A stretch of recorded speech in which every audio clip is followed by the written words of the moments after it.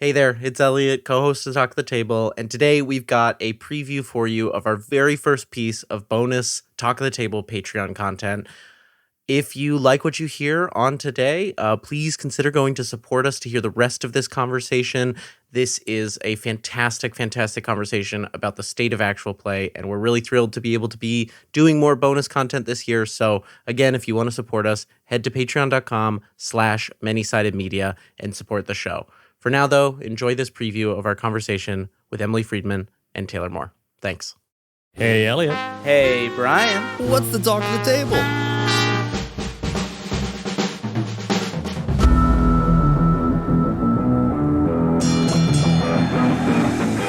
Ladies and gentlemen, we have an excellent heavyweight bout for you today. In the blue corner, fighting out of Ridgewood, Queens in New York City, he's the producer of Worlds Beyond Number and the reigning sound design champion of actual play, the Wizard of Waveforms, paragon of post-production, the annihilator of errant utterances, it's Taylor Moore! Fucking Ridgewood? Aren't you in Ridgewood?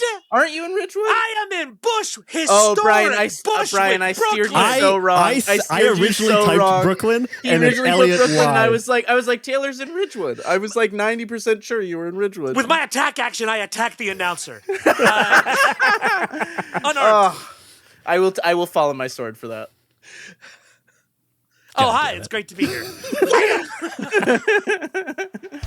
And in the red corner, fighting out of Auburn University, she's the preeminent academic on actual play and the professor you always wish you had. The Doctor of Destruction, the Regent of Regency, the olfactory explorer of yesteryear, Dr. Emily Friedman. And with my left, I go, what motherfucker? I can't wear red. I'm contractually obligated to wear orange and blue. And with my right, Oh, you fucking stepped in it, dog. oh.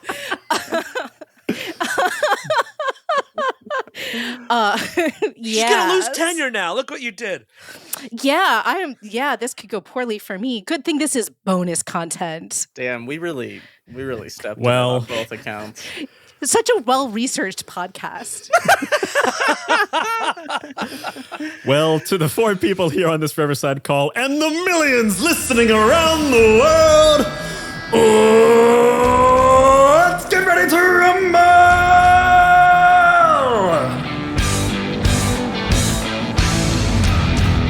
By which we mean a hug. By which we mean hug and have a great conversation. So good to have you both back. Thank you so much for being our first ever piece of Talk of the Table bonus content now that Talk the Table's on Patreon. Wow. It's We're an honor. so fancy. We're So the real fancy. premium. You are? Yeah. Emily, it's so good to see you. For the audience, we are dear friends. Yeah, no, and For we're now. friends. We're friends because of many-sided media. I mean, right? I heard about Taylor and then made fun of him on my Talk of the Table interview after listening to his. Oh, I haven't heard of It's that. also, and it's not made fun of. I said you were awesome, but I disagreed with you. Oh, okay. What's new? Interesting. Weird. And Yes, and controversy. Stoke it. Stoke the controversy. yeah, and then Brennan found out heard about me through Talk of the Table, and now we're friends. I So think basically, the last 18 months have been Emily made lots of friends, some of them through this podcast. I came to you through your social media account because I felt that you were the only person taking actual play seriously. Aw, thanks, bud. Probably Googling myself or my shows. Also and very discovered you that possible. way. Yeah. That's allowed. Everyone does that a little bit. It's for work. I It's can't. for work. I can't. Emily Friedman is much more famous as a Nobel Prize winner and CrossFitter. Hey, one No day. Googling self. You live? Yeah, I do, you lift, but you're getting not swole.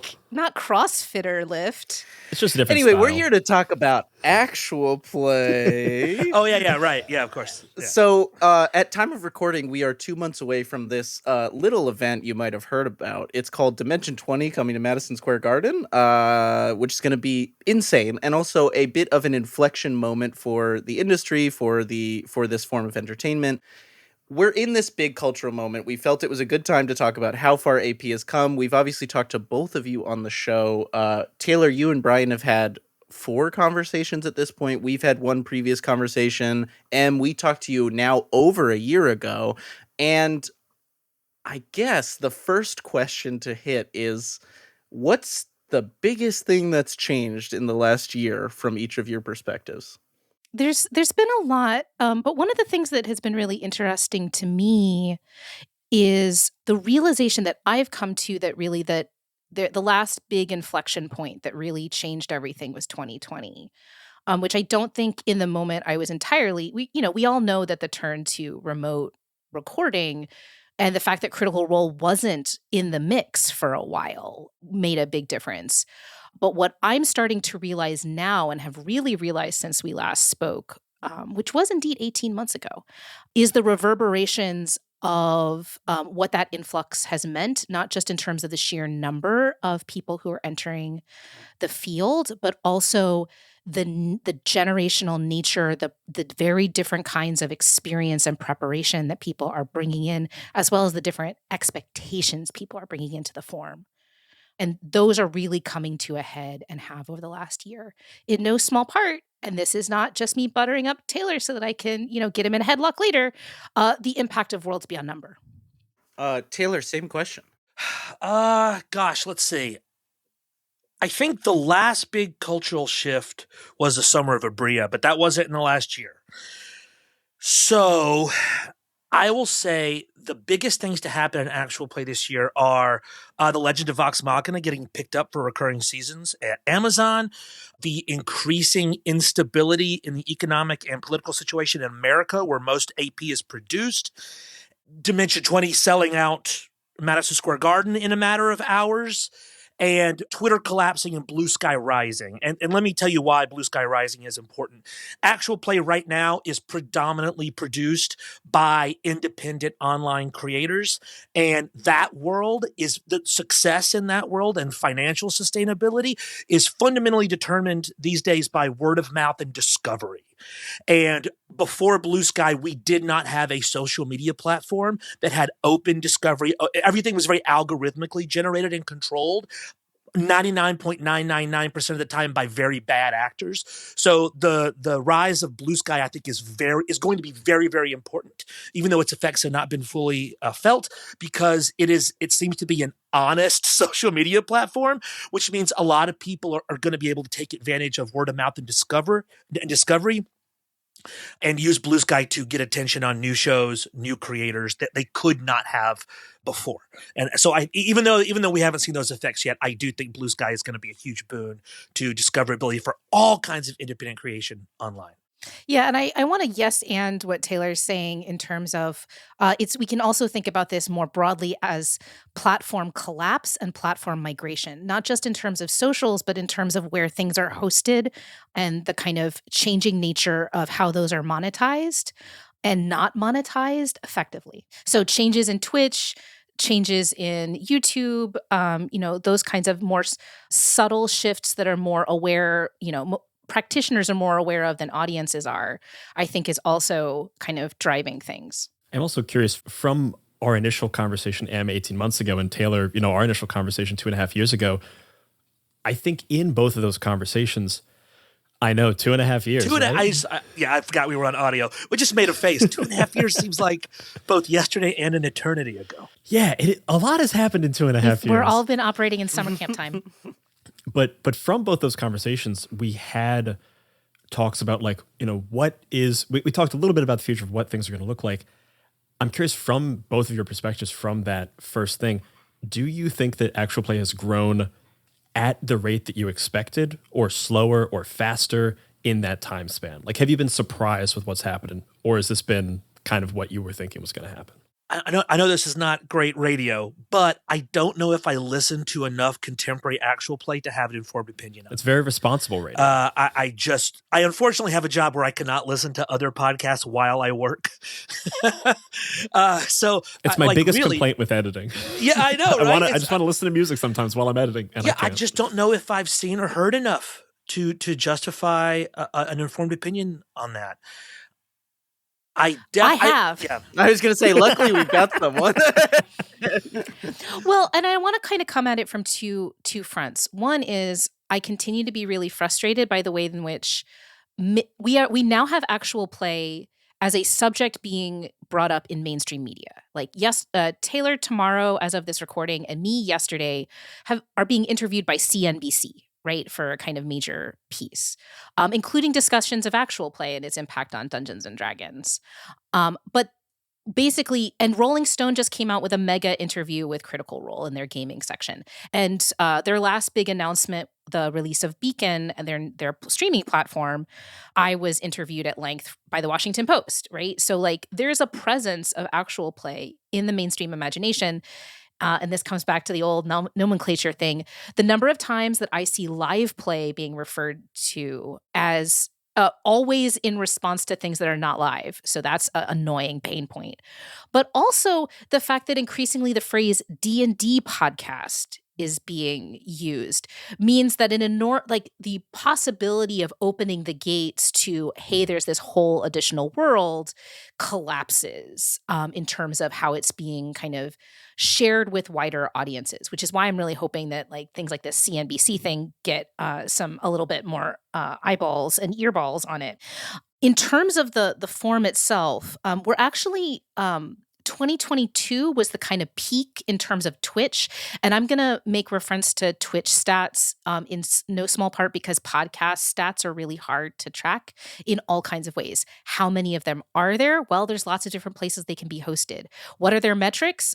You have to be making the podcast in order to know those, or spend a lot more money than I have in order to try to get those through different companies that claim to be able to give you those kinds of stats for different shows. So I just make big sad puppy eyes to podcasters and say, can I have your data, please?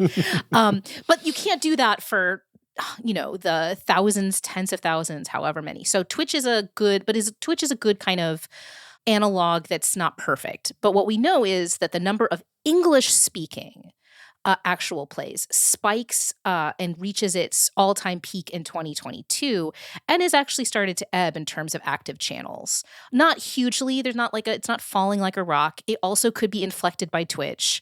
But that is one of the things that I've noticed, and I've also noticed this with other ways that people talk about actual play, which is, there was a huge investment in 2020, 2021, 2022 because of the fact that, we were stuck at home in 2020 and 2021. And then, you had more people, that trend continued for a while.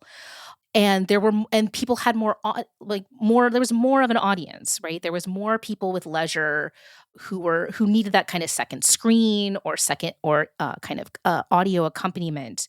So I think we are seeing more sophisticated productions. The ambitious middle really is ambitious. I've just shaken my camera with my emphatic flailing of my hands. But we are seeing a little bit of contraction in terms of overall production. And when I say slight contraction, I'm talking about at its height, we were talking about tens of thousands of channels. And we're still basically talking about tens of thousands of channels. But the mid 20s goes down to the low 20s in terms of thousands, tens of thousands. Which is fine and normal. Like that. Yeah. That's right. absolutely That's how podcasts expected go, with a production method that is this accessible, that when people see early big successes, there'll be a rush to try and replicate it. And then naturally people will move on with their lives. Some people will fail and not like it, a million reasons. I think, Emily, you would agree with me that the natural tide moving out is not a death knell for a medium or technique. Oh, not at all. And what's really interesting to me is it's been this year. It's actually been in the last couple of months that I've started people talking about USP. In other words, trying to think about how they're market differentiating. What's USP mean? Oh, I had to look it up too when stupid Quinn's mentioned it. Sorry. No, Quinn's is not stupid. Just make the word stupid smart. Extra loud in the edit, please. Oh, for sure. I'll add some don't reverb cut it to out. Yeah. Stupid. It's actually still reverbing right now. It's got a very so long much tail. It's just growing. It's still growing. So, I'm sorry, Emily, no. we can't hear you. It's still saying stupid. I'm sorry. It's unique selling proposition. In other words, what Oh. makes your project stand out? Oh, okay. Why should people buy your product? Why should people listen to your podcast? I like that. Yeah. But again, I study this market and no one was using that term, and now I'm seeing it pop up on socials in lots of different kinds of ways. Oh, is it British? Is it new? I've never heard USP, and I feel like been you in hear this value prop in value America. proposition as well. You do That's hear what I hear, value yeah. prop. But as I understand it, is it's in Forbes, right? Like, it's a marketing term. It's not just Quinn's being weird It's and actually British. just Quinn's. Quinn's made it up. Yeah. I'm in so much trouble. It's okay. Thank God this is Patreon bonus content. Yeah. He'll Are never you kidding? hear. I'm going to send this right to Um, Quinn's. Well, so there's something in there about this is a conversation that I've had both with AP folks and game designers about how a lot of independent folks have a lot of trouble of communicating their value proposition and turning their art into a product, and there's like a lot we can say about the expectation that is put on you in that sense. But I think what I want to get to is you're talking about the ambitious middle, and Brian and I were talking in preparation for this conversation, and I feel, and this is totally subjective, that there is a little bit of aversion in this industry / hobby, depending on where you identify yourself relative to those two words. There's a bit of an aversion to ambition. There's a bit of an aversion to wanting to think in things like USP and wanting to think in things like, how can I elevate this to an entertainment product? And I'm curious, how do you both feel about the existence of that idea of an aversion to ambition? Do you think it's an issue? Do you think it's just a fact that is okay?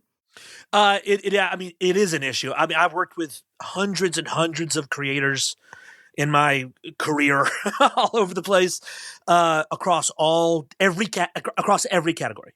Every category of indie culture, and that is a problem that is persistent among many, many, many people, is the refusal to see themselves as someone who can and maybe should think that way. And I understand it. I understand it both as a way of sublimating the fear we all have of success and commitment, and I also see it as a intentional resistance to the ideology of capitalist realism that everyone I know of conscience tries to avoid. But if you wanna wrestle a pig to the ground, you can't expect to get to not get any mud on your clothes. If you want a project to be financially sustainable, you got to get a little dirty with that shit, or it ain't gonna work. And a lot of the problems I have when I work as a consultant or an advisor or just a friend to people that are trying to be independent creatives is trying to get them beyond that block and to think of themselves as like someone who's got to think about that stuff if they really want it to work. Yeah, it's a weird paradox. And I think Taylor and I have talked about this a lot. I think all of us on the call have talked about this a lot, just not with mics in front of our faces, that I keep coming back to the word sprezzatura, which is the idea, kind of from, this is the notion of you have to work really hard to be effortless, to appear effortless, yes. right? So the goal to be a person with sprezzatura is to have this kind of appearance of effortless grace, right? But you don't actually, you expend an enormous amount of effort behind it's studied carelessness, right? And that's an art form, right? And I think because there's this emphasis on a kind of what we might call naturalism, as if all of this is just the goal is to get as close to raw and real players as possible, and kind of ignoring the fact that different people's raw play is different.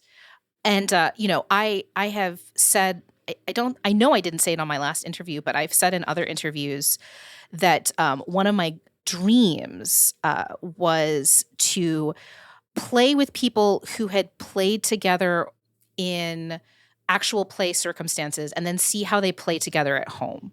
I haven't gotten that, but as you guys know, I've gotten close, right? And able to observe actual players playing a home game, very intentionally not intended for recording. And indeed, they just be like that. right? Like they actual players are theater kids, right? By and large. Or they're people who are in that kind of spectrum of theater kids style play. Whether they are a trained actor or just think in terms of story beats, whatever training they're bringing in, and this is the chapter of the book that I've been working on a lot lately. So I've been thinking a lot about this. They're bringing in all of these skills that are now second nature, right? And this is what I see as the kind of distinction between the pre-2020 actual play creator base and the creator base that comes after, which is the creative base that comes after looks to the old stuff, sees sprezzatura, but doesn't know it's sprezzatura. What they think is it's either celebrity driven or it's scripted or something along those lines, and but not, oh, this is just Brennan Lee Mulligan. He be like that because he's been like that for half his life, right? Actually more at this point, right? And so I think that's the real trick of it is I think people are willing to talk marketing more than they're willing to talk craft in ways that actually would impact the final product. Yeah, because marketing, you can find marketing language in a YouTube video, whereas craft takes decades of sacrifice. Yeah. And it's a hell of a lot easier to learn some marketing vocab than it is to spend years going to classes and being embarrassed in a basement comedy theater. Or the idea that you're just going to make crappy shit for a while. Yeah. Right? That any art form requires that not all of it's going to be great. And because from my interviews with people about their work, by which I mean like people up and down the kind of budgetary spectrum and experience, because what a lot of people did in 2020 is literally just not just press the record button, but transition their literal home games into recorded games. And I was shocked at how many people either have no experience of an offline home game or have not had it for quite some time at this point. And what's been very interesting to observe from studio play, which is where you can see people like in a commissioned game from a publisher, bringing together people with podcast experience, with streaming experience, with remote experience, with studio experience, and see some of them can play well together. And some of them have tics from whatever format they've been kind of immersed in that mean there's friction. You know, some people are looking at each other and some people have been trained to look at the camera, to give just one example of the ways in which you can have skills that also don't serve the work. There's something about the like creator economy or like the nature of social media, and like maybe this is a thing that like Blue Sky and stuff will help fix, like you were talking about at the top, Taylor, of just like you now often feel like you have to put the best thing possible out rather than just put something out to learn, like while you're creating stuff. I have a friend, Viditya Valetti, who's a really talented game designer, who says make bad games to new game designers. Like that's like his favorite thing to say is make bad games, because the more bad games you make, like the more good games you will make. And like completing something is a feat in and of itself. And I think that, like you said, this impression of sprezzatura is the phrase, is like, can you put a little more like sprezzatura? Yeah, there you go. I think this impression gives people this idea of just like, oh, that person never put something bad out because the first time I saw them, it was this amazing thing, where it's just like, no, actually they put out so much bad stuff. And like, that's the only reason they're here. Sometimes they still do. And their editor is just very good. Right. And like, do you think that there's this idea of like, do you think people actually have less room to put out bad stuff, or is it a self-inflicted restriction? Oh, God. The internet is so punishing. I am so glad that I got out my worst stuff in earlier days. You know, I would definitely feel more embarrassed putting out a failure now than I would 10 years ago. I mean, I think Worlds Beyond Number is like my 12th attempt at launching a podcast, maybe more. I mean, you know, I tried an entire comedy podcast network before Fortunate Horse came along to make actual play shows. And well, we had a lot of fun and I learned so much. I could not make Worlds Beyond Number without all those failed shows being in my history. But it was at a different time where I was part of a scene where everyone was making as much stuff as they physically could all the time and putting it out so fast, rat-a-tat, rhythm, constantly, everyone making stuff constantly. Nowadays, in the actual play space, I think there maybe is, I think culturally, a little bit more punishing, maybe not for just like banal failures, but if you really try to stretch something, or if you try to express some ideas that people don't like, that will hang out, that will sort of hang around your reputation in a way that 10 or 15 years ago that it didn't work like that. Maybe I'm wrong. I think what's interesting is I think we've got creators who are putting out stuff at a punishing pace, especially right in the live streaming space. And then the challenge is that there's not that sense, and I don't think you can have that sense of saying, oh, well, it's not good, right? You have to be like, I'm going to submit this to now we have an awards circuit, right? We have a WebFest circuit, all these kinds of things. So there's a different relationship. Like people aren't like articulating, oh, this is spaghetti at the wall, because we are not at the stage where everybody's throwing spaghetti at the wall. There's a level, there are folks who are working with an enormous amount of experience and craft, for whom the spaghetti days are over. I need to stop with the spaghetti metaphor. But, No, keep going. It can be a running throughout the whole interview. What's the meatball? Yeah, I was hoping other pasta shapes might come in, but yeah, go. Yeah, you get some we can throw some bows. There we go. There you go. Get a little dash of orzo thrown across. But yeah, I mean, I think it is something that I think a lot about is like, in a form that is ultimately in terms of access pretty democratic, right? Like the same platform that hosts the things that are the biggest is also the place where you can upload your stuff tomorrow, or stream your stuff tomorrow. And we talk a lot about budgetary levels and resource levels in those kinds of ways. But there's no accounting for, like, nobody wants to talk about levels of experience because that feels like gatekeeping. Right. This is Or true in skill or TTRPG. talent. Yeah. Well, and this comes back to something that's been kind of a bee in my bonnet for a little while now, which is, again, this is not just me saying this because my friend Taylor is on the call. I believe this very strongly. Spaghetti? Is this a podcast or a picnic? That's I'm still going to say a nice thing, even though Taylor just stepped all over my statement. Taylor, that one's also going to echo. It's going to echo for the whole interview. You're going to have to listen to it the whole time. I'm beating my head against my mic. But I've been thinking a lot about, a lot of what we talk about in terms of kind of what we assess and what we talk about in terms of value is the raw material, like the concept of the game or the DM and the players in an actual play. And we talk fuck at all about the editing, right? The art design, the layout, as if those are things, because they are more expensive and labor intensive and require you to have more people involved in the process. It's somehow antithetical to authenticity to say your document design matters. Your audio design matters. Like I was literally talking about this the other day. The USP of Worlds Beyond Number, like, it's just Critical Role, right? Like, in terms of, like, it's a bunch of people who are good, who are friends, who are good at their thing. The secret sauce, I'm making Taylor lose his mind, and I'm not mad about it. For the listening audience. Yeah, but the real USP is it's extraordinarily good in every single aspect, in terms of who is playing, in terms of who is running that game, and most importantly, in terms of who is thinking very strategically about how to render that game for an audience. And if you're not a subscriber to the Fireside, the day of this recording is right after Taylor put out a huge banger of an episode. So they had him on the Fireside to talk about it. A bravura performance of editing. The fireball alone was fucking bonkers.